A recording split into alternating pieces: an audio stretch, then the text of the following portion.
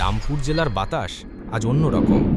বাতাসে যেন একটা অদ্ভুত অস্থিরতা, কিন্তু এর কারণ কোনো বড় অপরাধ নয়, বরং জেলার নতুন এসপির আগমন। নাম অঞ্জলি ভার্মা। পুলিশ বাহিনীতে এসেছেন ঝড় তোলার জন্য, বদলানোর জন্য। এসপির আসার খবরে পুরনো কর্মকর্তারা এক ধরনের দুশ্চিন্তায় পড়ে গিয়েছিল। তারা জানে নতুন অফিসার মানে শুধুই না দেখানো পরিবর্তন নয়, বাস্তব পরিবর্তন, এবং সেই পরিবর্তন অনেকের জন্য বড় ধাক্কা হতে চলেছে। 3 দিন হয়ে গেছে অঞ্জলি ভার্মা রামপুরে এসেছেন। অফিসের ভিতরে বসে ফাইল পড়ছেন, পুরনো মামলা বুঝছেন, অফিসারদের সঙ্গে বৈঠক করছেন। সবাই জোর দিয়েই বলছে, ম্যাডাম, সব ঠিক আছে, আমরা সৎ, আমরা কঠোর। কিন্তু অঞ্জলির মন অন্য কথা বলছিল। তিনি জানতেন খোলা দরজার ফাইলগুলো সব বলে না।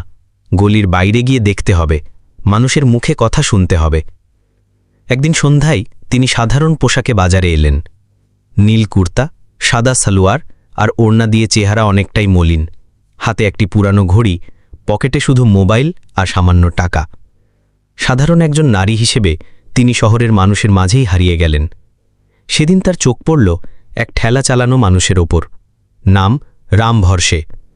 ঠেলাগাড়িতে দাঁড়িয়ে সে ভোর থেকে বিক্রি করছিল পানিপুরি। তার মুখে ছিল ক্লান্তি, চোখে চিন্তার ছাপ। অঞ্জলি কাছে গিয়ে বললেন, 1 প্লেট পানিপুরি দেবেন? রাম ভরসে বলল, অবশ্যই ম্যাডাম। অঞ্জলি প্রথম এক টুকরো পানিপুরি খেলেন, মিষ্টি স্বাদ মুখে ছড়িয়ে গেল। ঠিক তখনই হঠাৎ একদল পুলিশ জিপ থেকে নেমে এলো। তাদের মধ্যে ছিল সাব ইন্সপেক্টর মীরা সিং, এক কঠোর মহিলা, যার নামে ছিল ভয় আর দাপট। মীরা গর্জে উঠল, হপ্তার টাকা বের কর। রাম ভরসে কাঁপা গলায় বলল, আজ বৃষ্টি ছিল, দোকানেও আয় হয়নি ম্যাডাম। কিন্তু মীরা সিং ঠেলাগাড়িটাকে ধাক্কা দিয়ে বলল, আয় হোক বা না হোক, পুলিশের হপ্তা তো দিতে হবে। অঞ্জলির সহ্য আর হল না।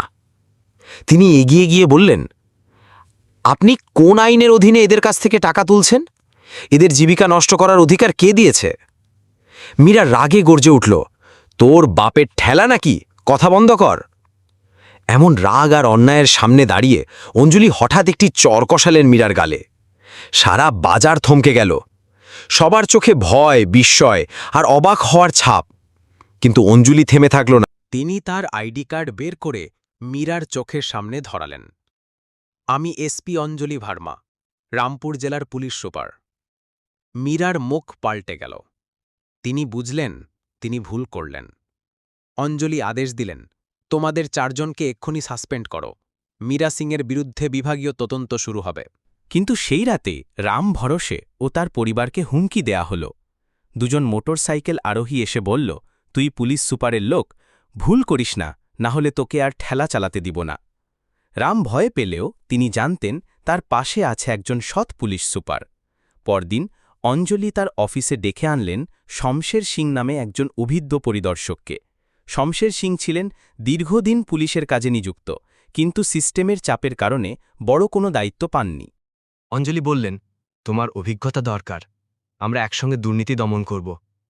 শমশের সিং বললেন, ম্যাডাম, আমি আছি।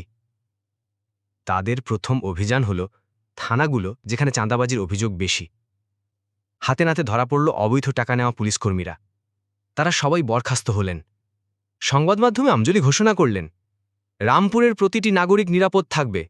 কেউ ঘুষ চাইলে এই নম্বরে কল করুন। এই সাহসী পদক্ষেপ জেলার পুলিশ বাহিনীতে এক নতুন আশা জন্ম দিল।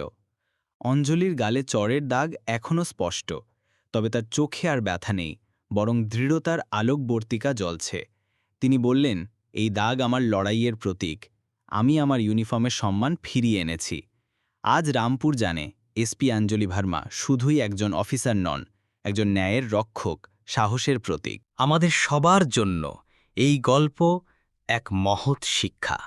সত্য ও ন্যায়ের পথে চলতে হলে সাহস থাকতে হয়, আর কখনো অবিচারের কাছে মাথা নত করতে হয় না।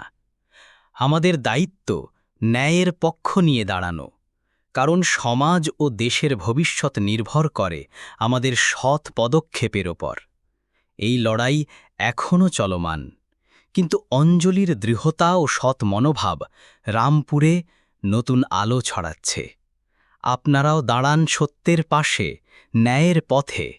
ধন্যবাদ।